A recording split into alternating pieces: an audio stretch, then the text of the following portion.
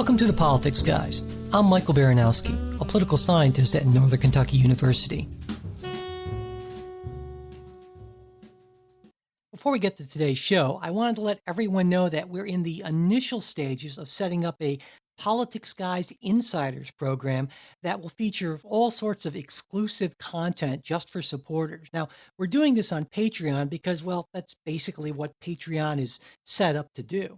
So if you go to our Patreon page, it's patreon.com, that's patreon.com/politicsguys, you'll see we have 6 different supporter levels set up right now, with rewards like an exclusive blog, a weekly insiders newsletter, extra shows and commentary available only to insiders, Politics Guys t-shirts, mugs, and tote bags, and even the opportunity to step into Jay or Trey's shoes and talk politics on the show with me. Now, this is still very much a work in progress, but we plan to have the whole thing fully up and running this month.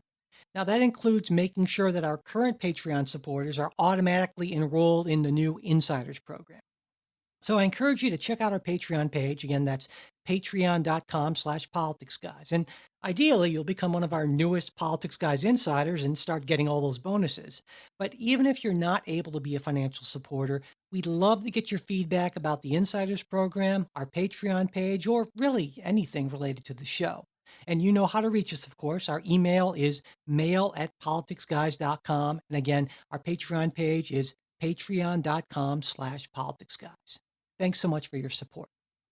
So with me today for our weekly news analysis show is my co-host, our newest politics guy, and my political science colleague, Trey Orndorff. Trey, take it away. Thanks, Michael. We got some interesting things going on this week, but I think where we're going to start off is talking a little bit about one of the big things that hit the news cycle, and that was the North Korean missile test.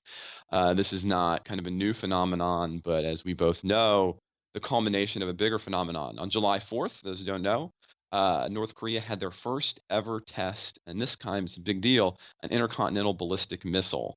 The North Korea claims that this could reach, quote, anywhere in the world. But more accurately speaking, this means that they now have about a range of 5,500 kilometers.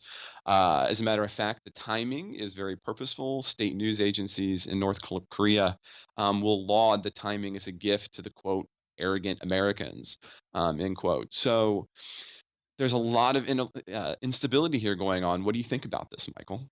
Well, I guess in part, I'm happy that North Korea tends to be at least somewhat incompetent at this, and so their claims, of course, are overinflated. They can reach Alaska, which is certainly not a good thing. But I guess I'm mostly concerned that I don't really see any good options here. I mean, even though North Korea is fairly incompetent in this, they're putting an awful lot of their limited resources into it, and it's pretty clear they're making strides.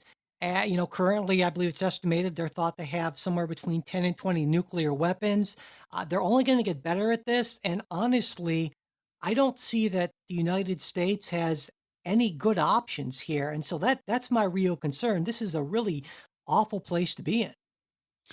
Yeah, as a matter of fact, being the statistics guy that I am, I'm always interested in trends. And one of the fascinating things here, Michael, is that so Kim Jong-un, ruler since 2011, he has actually fired more missile tests than his father and grandfather combined, raising up this really interesting question about how fast is he moving forward with this, comparatively speaking. As a matter of fact, in 2016, they launched 10 total. They were successful 50% of the time, and they're already on track to beat that this year. They've got 12 this year with 8 successes and only 4 failures. And so as this kind of continues to ramp up, I think you're right. There aren't a lot of good options, but it seemingly becomes increasingly important to talk about what we can do, given that this is not something that is maintaining a steady pace. It seems like it's increasing. Yeah. What do you think? Well, I guess I pull back and think, well, what is exactly that North Korea wants? That's sort of what I've been thinking about a little bit. Now, sometimes we can fall into that trap of assuming that other people think like us and are rational in the same way we are. And certainly North Korea sometimes seems not at all rational. But In thinking about this, I guess I came up with three main things that North Korea seems to want, what their goals are. Number one, the lifting of sanctions, which have really, crippled their already pretty bad economy. Secondly, they want U.S. troops out of South Korea, which have been there since, the end of the Korean War in the early 1950s. And third, they want unification with South Korea under North Korean rule. Now, I think number three is certainly off the table. I don't think that's going to happen at any point. We're not going to allow that to happen. Number two, I don't see happening either. And number one, I don't even know how we get to number one. So I don't really see where there's much of a path forward to getting North Korea anything that they want, which is why I think this is such an intractable problem. There are some people, right, who talk about, well, maybe what we should do is we should launch some sort of preemptive strike. And I think for a lot of reasons, that's a really awful idea. For one thing, if we were going to do that, we should have done that before they had solid fuel missiles, which, as I'm sure a lot of listeners know, can be launched, pretty much at a moment's notice, whereas the older liquid fuel things required a lot of time to get ready and so forth. And so I think the time for a preemptive strike, that's past. And so now we just deal with the reality of a North Korea that is going to be frustrated in its ambitions, and that's going to be increasingly sophisticated of a nuclear power. And I don't see how this ends anywhere close to, in a good way. Now, before we get to your kind of response to that, I wanted to thank our first sponsor for today's show, Blue Apron, the number one fresh ingredient and recipe delivery service in the United States. Their mission is to make incredible home cooking accessible to everyone. And it's accessible even to me, and trust me, if Blue Apron can do it for me, Mr. Disaster, kitchen-wise, it can work really for anyone. And they do it all with these super fresh, high-quality ingredients. They partner with local firms, farms, fisheries, ranchers. They source ingredients to support a sustainable food system. And the thing I really love is you get everything you need, including all the seasonings in these little seasoning packets.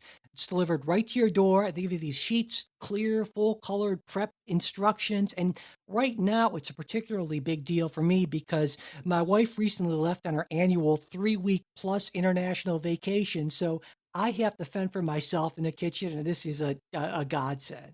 And there are great meals, like upcoming meals, shrimp rolls with quick pickles and sweet potato wedges, chili butter steaks with Parmesan potatoes and spinach, and fried egg and mushroom tartines with onion rings and endive salad.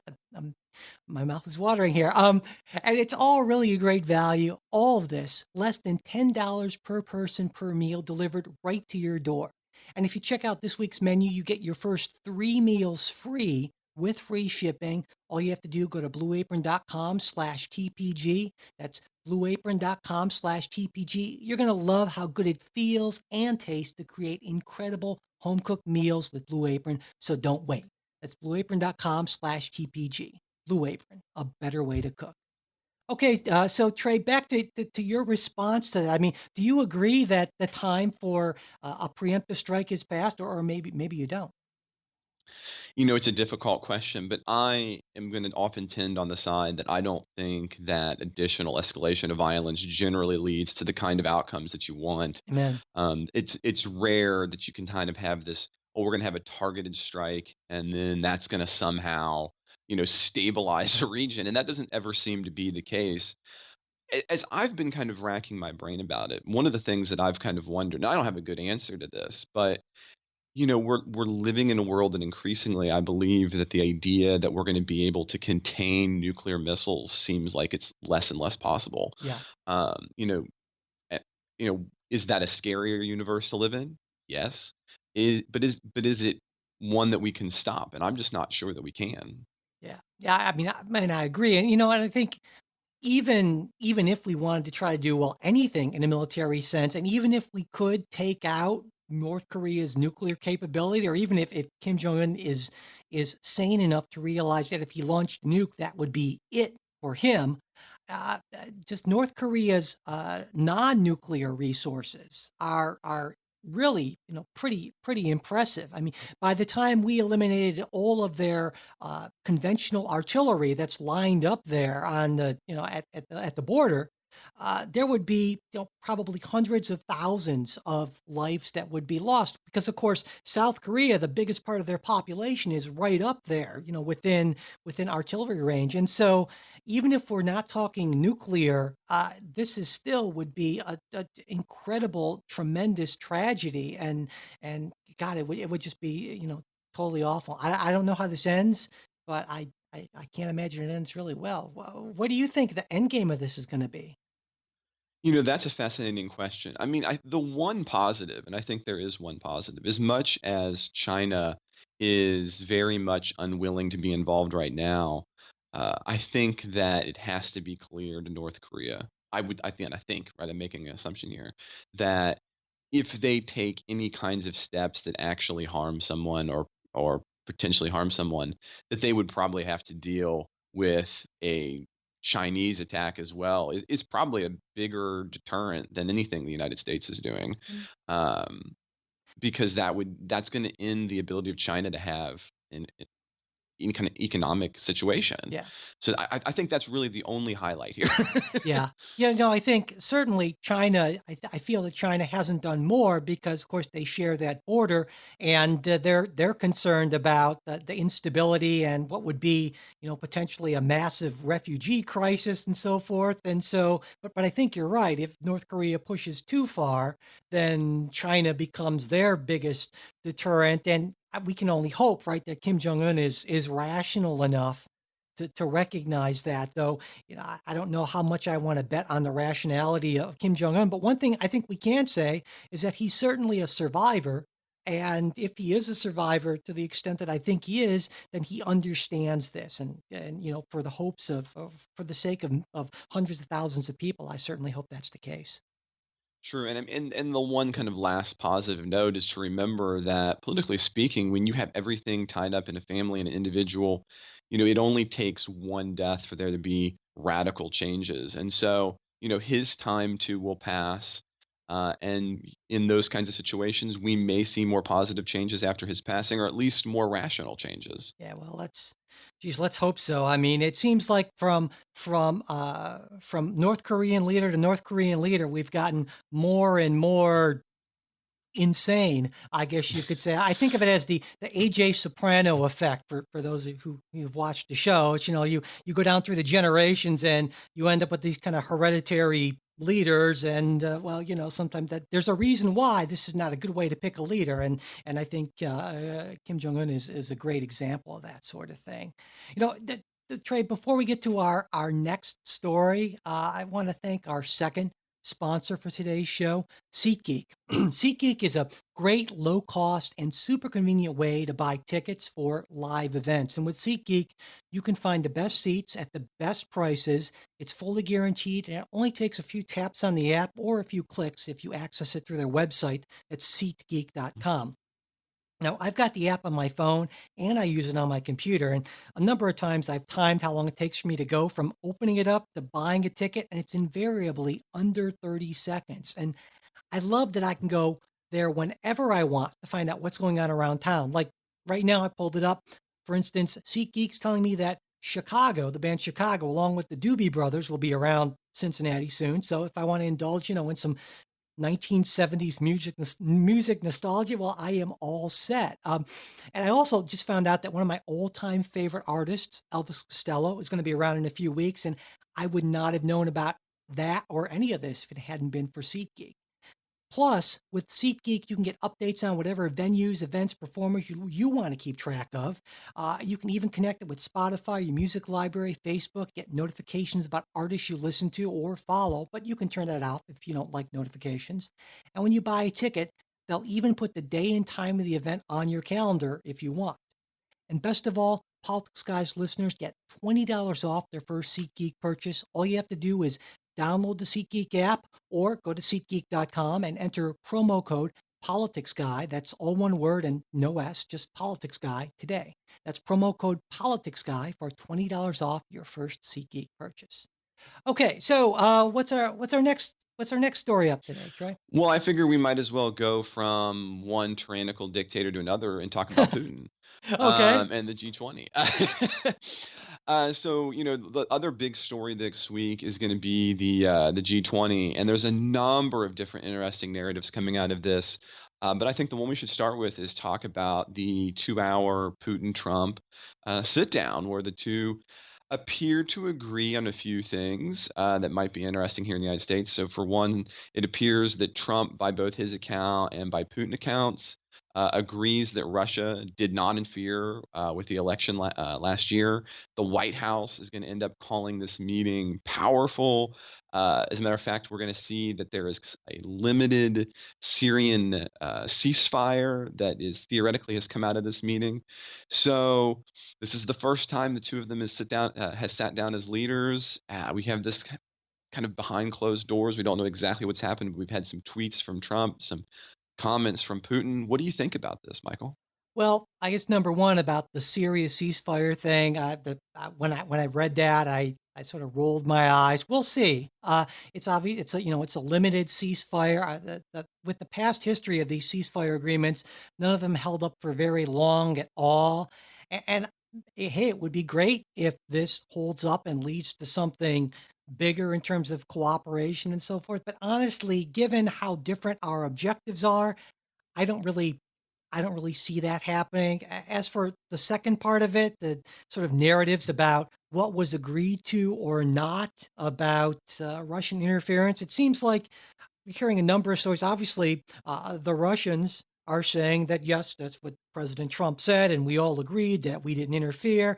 Then there are some people from the Trump administration saying, well, no, that's not exactly what the president said. And so, I mean, obviously, Vladimir Putin's not going to say, well, yes, we did interfere a little bit and we hope it's okay. So everyone knows, I think everyone who's being rational knows that part of Russia's MO is to interfere in other countries' elections to the extent that they can. They do it in a huge way in a bunch of other countries. They've done it in the United States. And if they can hack voting machines, if they could, they certainly will do that sort of thing. That's part of their, I mean, they're this horrifically corrupt, awful regime, and that's the kind of thing that they do. And so, I think that's just a bunch of political theater saying that they don't do that or that there's any kind of agreement on that. Yeah, and I don't disagree with that, but I seriously wonder how much Trump does not get the political theater aspect, as you call it there. This morning he is gonna tweet out, and every week I think we tell each other, hey, we're not gonna talk as much about Trump's tweets, but then you just can't not. Because this morning he tweets that, quote, Putin and I discussed forming an impenetrable cybersecurity unit so that election hacking and other many negative things will be guarded and safe. He then pivots in his follow-up tweets to blame Obama and the DNC for Putin. And Putin apparently had questions about this. Well, why didn't the DNC get investigated by the CIA and the FBI? And Trump's basic answer is, well, Obama was president then; it was his fault, and we're fixing it, Putin, good old buddy. Jeez. What do you think about that? Well, I think the idea of entering into some sort of an agreement to build an impenetrable cybersecurity thing with your What do you think an impenetrable cybersecurity looks like? What? yeah, exactly. Yeah, I think what it looks like is voting machines that are totally unconnected to anything online that have paper trails. That's what I think it is. But I think the idea of working with the Russians to do anything like this is like basically working with somebody who broke into your house to say, "Hey, can you help me design an alarm system?" I mean, talk about a dumb idea. Again, I think it's totally ridiculous. And I don't think anything's going to come of any of this. And it's, I think this would be the case regardless of who the president is, because our objectives are so very different. I mean, the Russian regime, the Putin's regime, is this corrupt, anti-democratic, authoritarian sort of regime that wants very, very different things than the United States wants. And so you can argue to the extent of, well, maybe Donald Trump is more authoritarian and more corrupt than, say, some other American presidents might have been, but still there's a world of difference here. And as long as the fundamental incentives are so divergent, it's going to be really difficult to come to any meaningful agreements on things, I think. Well, and this is a kind of interesting segue to kinda talk a little bit too about, Trump and this idea of the modern day presidential, right?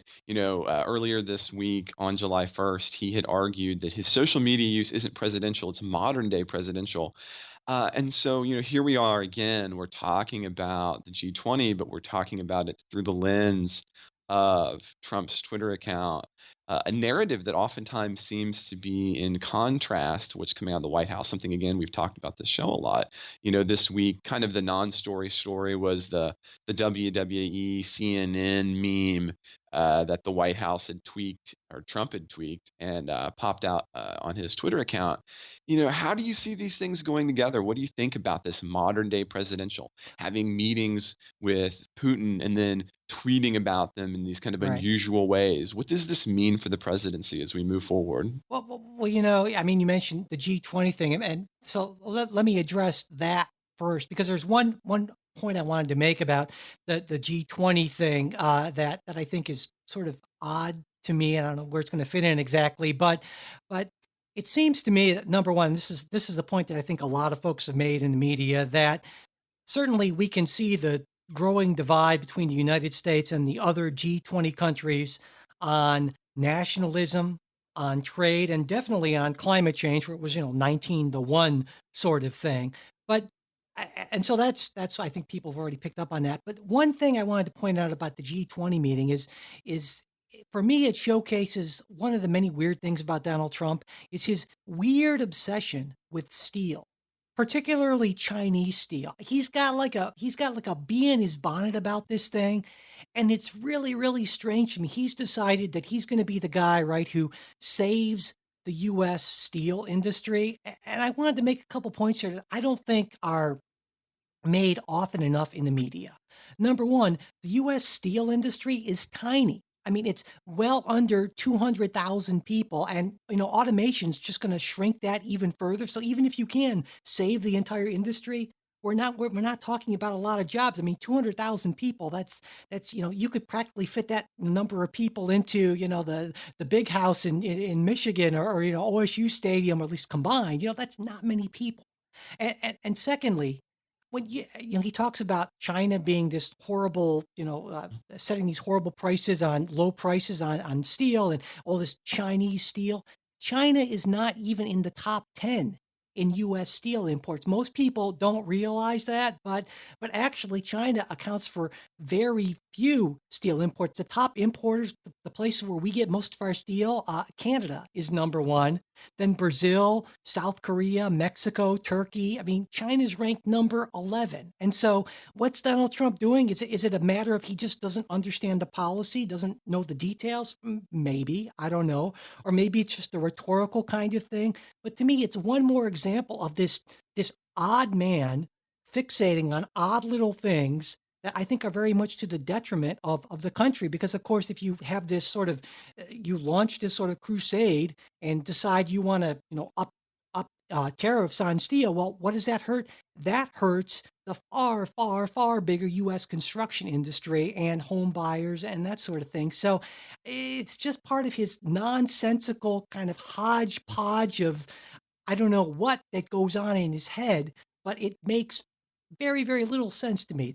I just wanted to point that out before we got to the CNN thing because it's just puzzling as heck to me. I don't know. What do you think?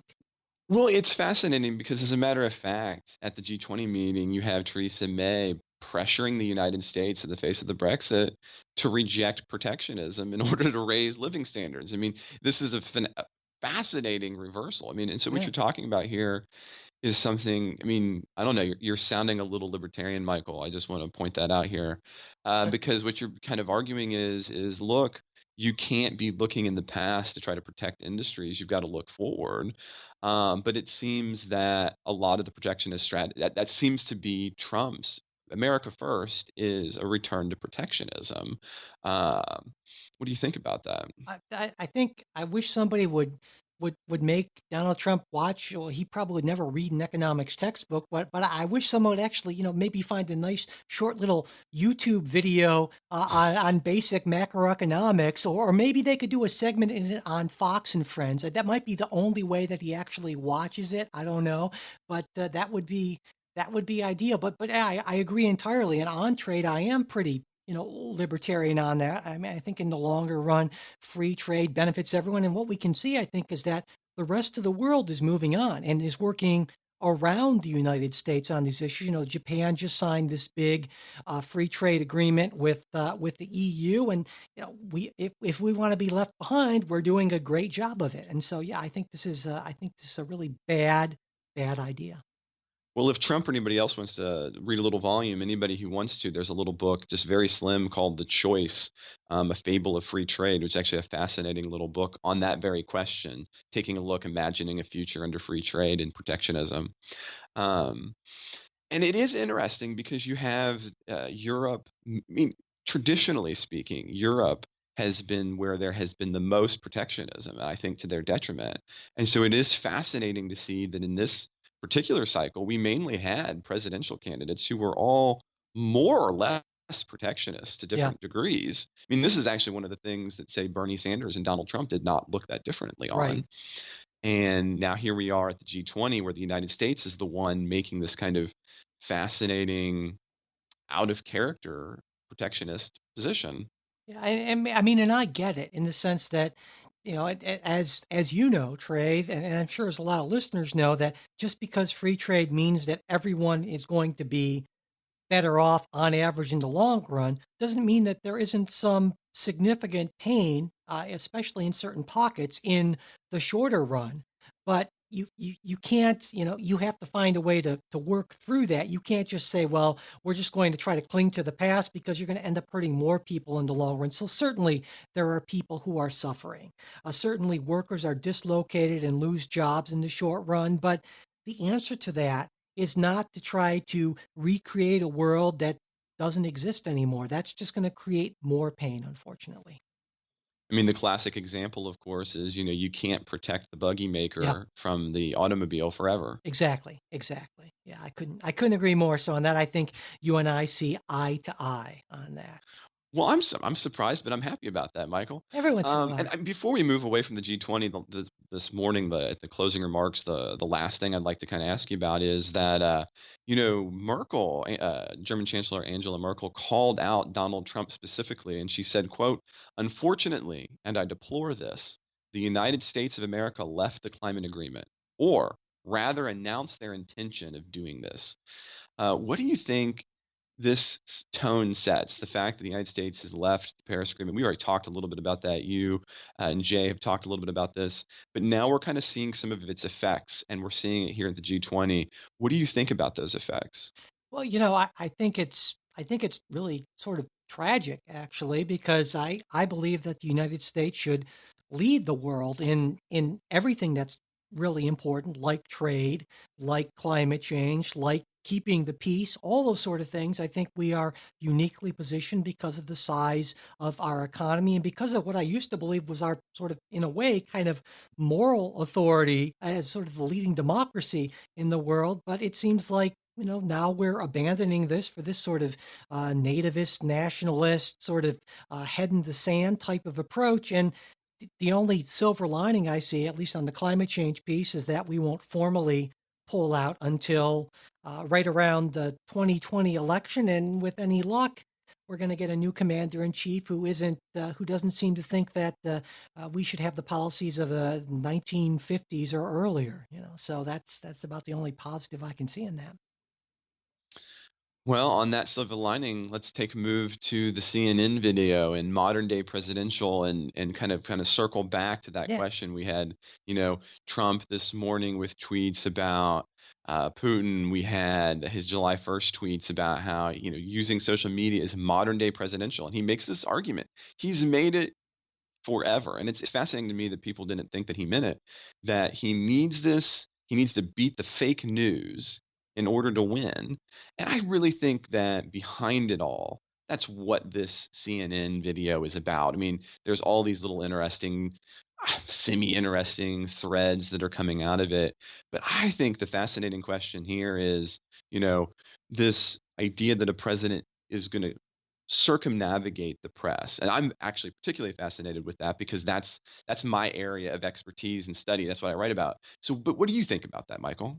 Well, I reluctantly watched the CNN video, which was a ridiculous little amateurish kind of thing, and I can see where some people in the media, particularly at CNN, might have been uh, uh, upset at that sort of thing. But I also think I'm trying to look at this through the lens of who I believe Donald Trump is. Uh, I believe he's an entertainer and a promoter fundamentally, and that's what he's been. That's what's defined his entire life. I also believe that he is just a sad, insecure, angry little man. And so I think you add those two things in, and this makes perfect sense. This kind of stuff, I think, is what gets him going, what jazzes him. So if people want to encourage Donald Trump, if people want to energize him, I think the best thing they could possibly do to make Donald Trump smile is to react to things like this with anger and outrage. That's what feeds him. He loves that. We talk about people have talked about this codependent relationship between Donald Trump and particularly on Twitter and the media. I think it's absolutely right. To me, I think the better response is pity. I think I'm pretty sure Donald Trump would hate the idea of pity. And so if you don't want to encourage Donald Trump, well, maybe you shouldn't feed feed his ego, feed this sort of, the hell with you sort of thing that he I think feeds on for the mainstream media. So I think that's kind of my main initial thought about that. But also I guess I'm also sad in the sense that just the very fact that this is a big deal and that's taken up so much time. I'm going to sound like a social conservative here, which is maybe a little weird for me, but to me, it points to kind of this general coarsening of debate, lowering of debate, and the rise sort of celebrity culture, which I think made Donald Trump possible in the first place. And it's really kind of sad that this is the sort of thing that gets so much focus. And, this isn't just related to Donald Trump, I want to point out. For instance, this week it was announced that Sean Hannity, of all people, is getting the William F. Buckley Award for Media Excellence. And the idea that the distance between Sean Hannity and William F. Buckley is astronomical, Trey. I mean, it's just I can't even imagine that they'd be mentioned in the same sentence. And on the left, Bob Dylan gets a Nobel Prize in literature over people like Rohinton Mistry, Salman Rushdie, William Trevor. I mean, that's again, it blows my mind. And maybe I'm just a cranky middle-aged guy. I don't think so, though. And I see all of these trends, and it just makes me kind of sad, actually. I understand and I can sympathize with that. But on a macro level, what's fascinating to me, and I think what's being missed in the specifics of it, is the fact that I would hypothesize that the mainstream media has become a reactive rather than an investigatory body. Yeah, You know, my hypothesis would be that if you want to know what's going to be the stories upcoming on all the major news networks, take a look at what Trump's tweeting about. amen. And if that's the case, then in that sense, Twitter has won, and in that sense, Trump has won. And I don't think everybody's gotten that. And not only that, and you make this point that it comes out of celebrity. And the reason I don't think everybody's gotten that, because take a look, the what got everybody kind of excited a few weeks ago, and it kind of continues to have merit, was when Dwayne, formerly The Rock Johnson, said, what, I could be president. I'm going to run for president. Kind of had a mock introduction to that. And, many Democrats went, yes, this is the real answer to beating Donald Trump. Now, again, I'm not attempting to say, hey, look, the party is moving in that way. But the fact that there was any kind of, response to Yeah. that in major outlets saying, oh, this is interesting. We're not just talking about some random Twitter users, says to me that I don't think everybody has quite figured out and understand what's really happening here, Yeah. which is that there's a shift occurring. Everybody's so caught up in the micro stories, they're missing this shift. No, I think you're absolutely right. I think especially on the whole reactive thing, and it makes perfect sense if you sort of take that kind of macro, that longer view, and understand how the incentives for the media have changed. Back in the day, before social media, before a lot of, well, the modern media landscape, newspapers were fairly profitable. There were fairly few of them. They could afford to invest the resources into investigatory journalism and that sort of stuff.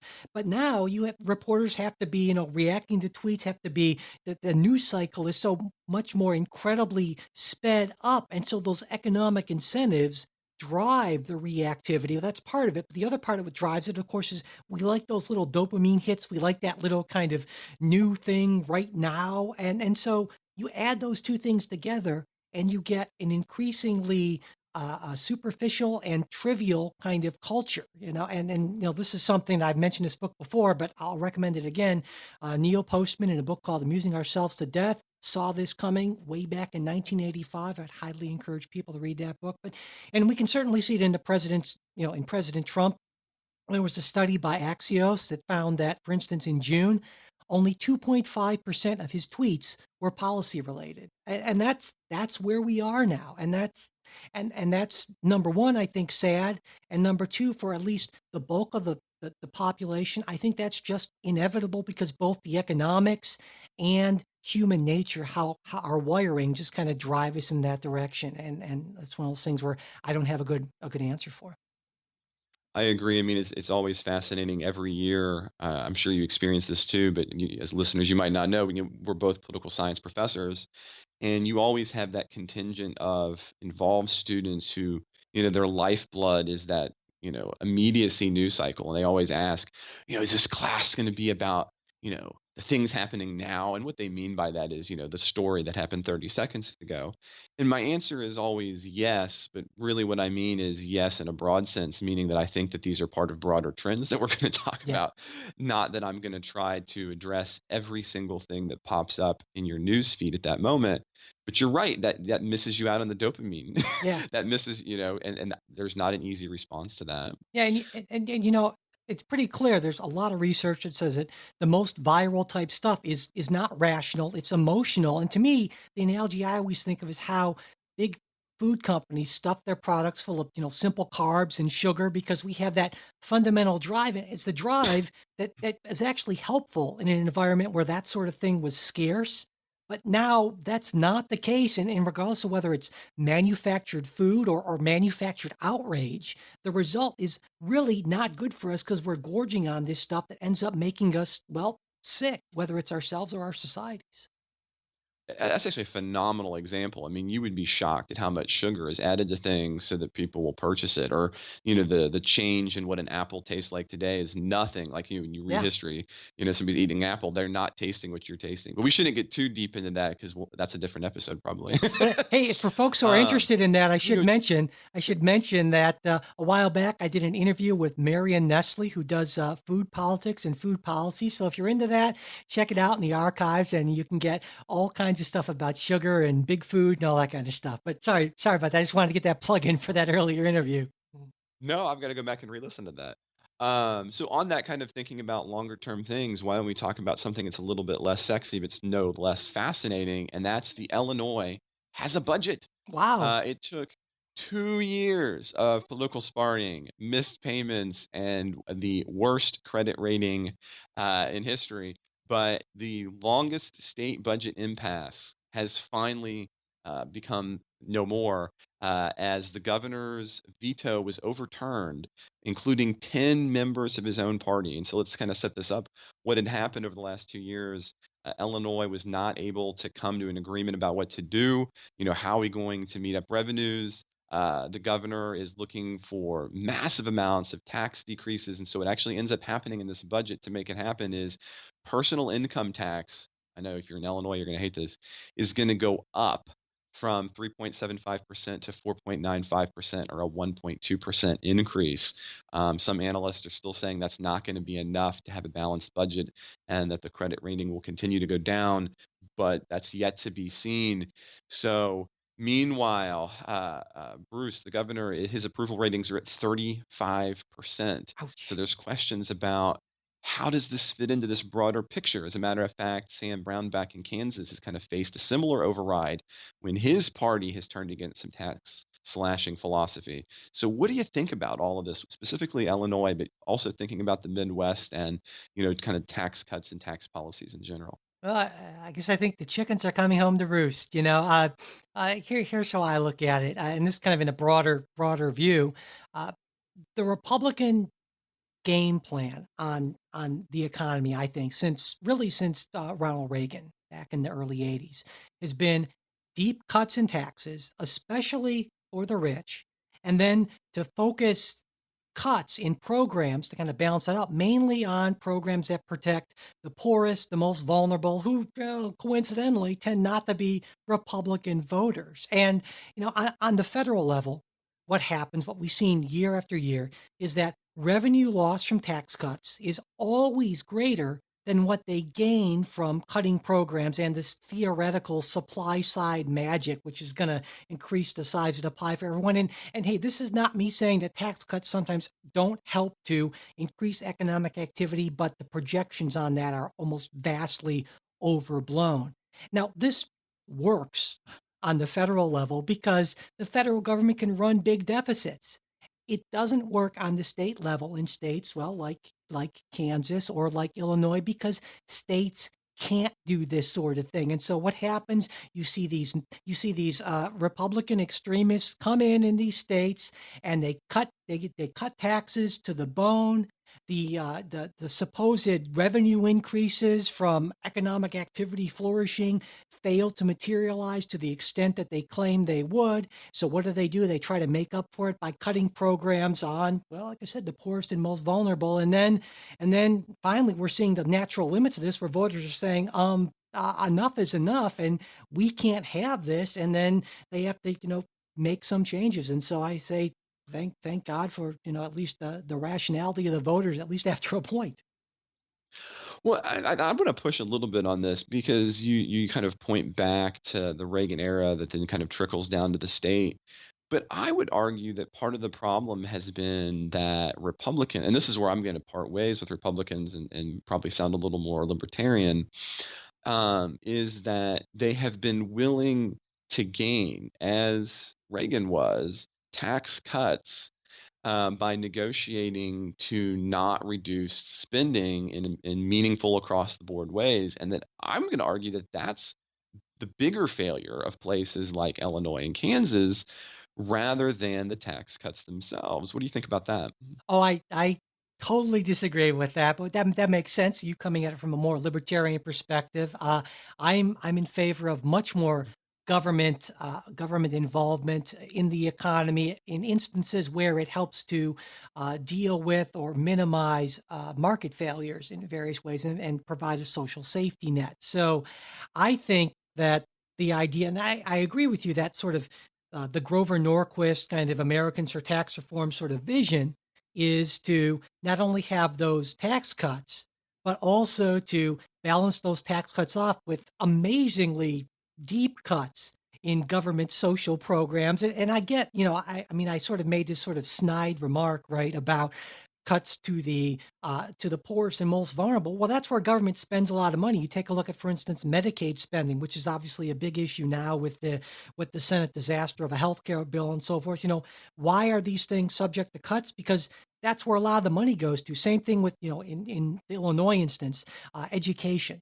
There were huge cuts, and colleges in the state suffered to an amazing extent. Why? Because that's where a lot of the funding goes to, because I see that as a fundamental responsibility of government to help protect those who are least able to protect and care for themselves. And I think that there are certainly some well-intentioned, honest, decent libertarians like you, Trey, who honestly believe that the private sector can do these things more efficiently and more effectively if given the opportunity. I'm a lot more skeptical about that. I also think there are a lot more conservatives who give lip service to that idea, but are a lot more interested in just giving tax cuts to their wealthy buddies and campaign donors. I'm not going to disagree with that last part. Having worked long enough in that sector to recognize it. But what I am going to disagree a little bit is I'm not sure. I mean, so if you're going to continue to increase taxes in Illinois, they're still actually not balancing the budget fully with with the 1.2% tax increase. But you mean we have other states, let's point to Florida, for example, where we are able to have tax surpluses despite not having a personal income tax.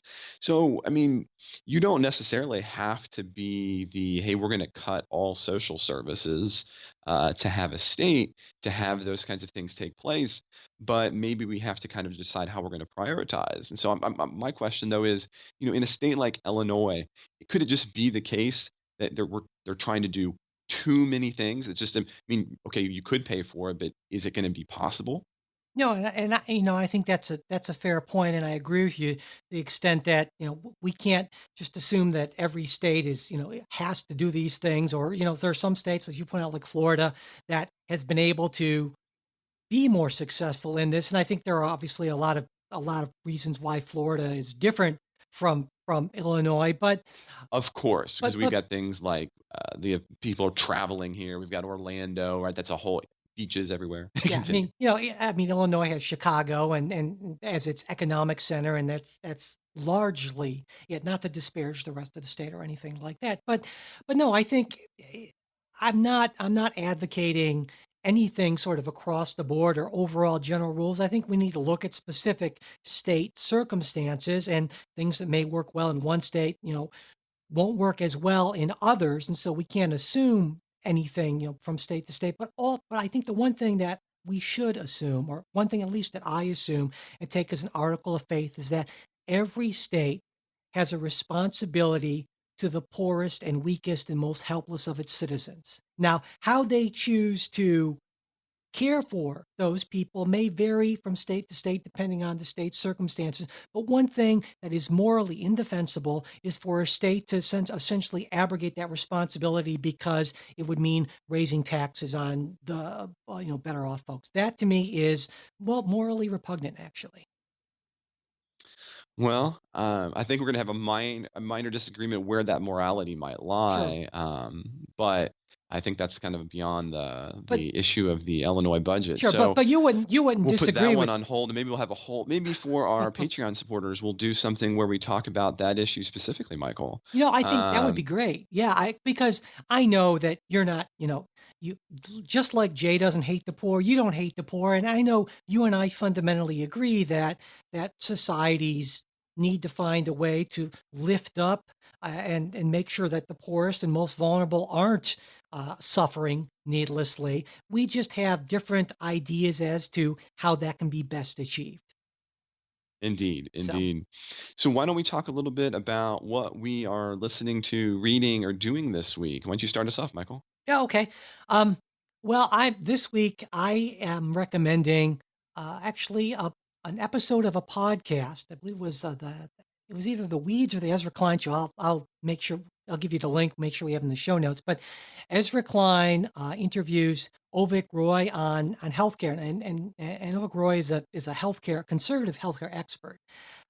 Now, listeners know how I feel about Ezra Klein. I have this sort of tortured relationship, sort of, with Ezra Klein.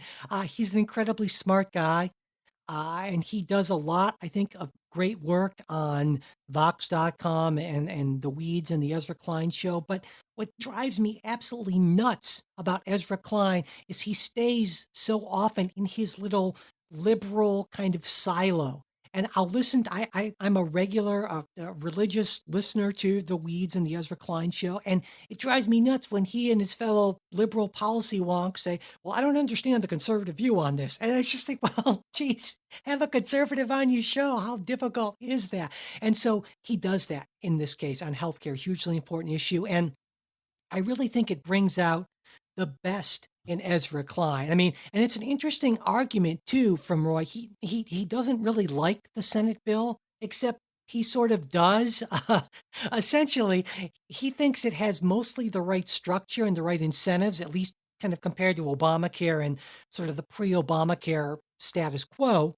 But there are certainly some areas within that Senate structure that need work, basically kind of making it more generous, though that's probably a little bit of an overgeneralization. But I really think it's worth checking out because Ezra Klein is really, really good when he has somebody pushing back against him. And I wish he would, bring more conservatives on his show. So that's my recommendation for this week.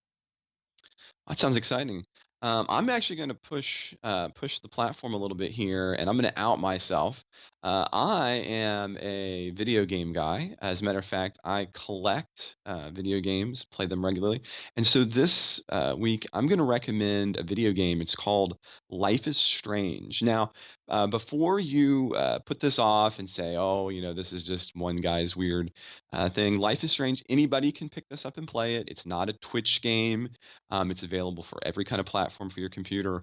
And what's really powerful and interesting about this is it deals with the really interesting choices of two young women dealing with kind of power, art, relationships, uh, and understanding their own relationships inside the politics of a really unique town. And so I'm going to suggest Life is Strange this week. It's a story arc. It's all based on that. It's really interesting. And I would encourage you to go out and take a look and play with it. As a matter of fact, I'm just going to make a pitch in general. I think, like other kinds of art forms, there are some really amazing multimedia interactive video games that are worth dealing with. As a matter of fact, I'll even say that in my classes, I have in my honors class, students play video games.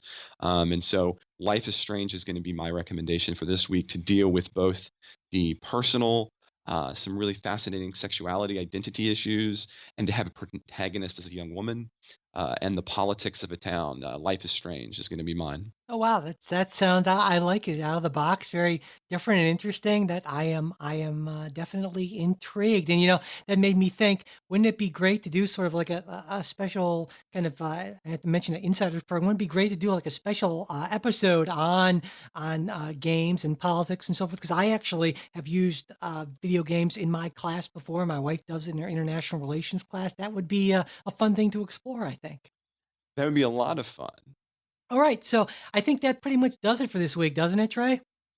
I think so, Michael. All right. Well, hey, thanks everyone for listening. We really hope you liked what you heard and that you'll check out today's sponsors whose support is really critical to keeping the show going.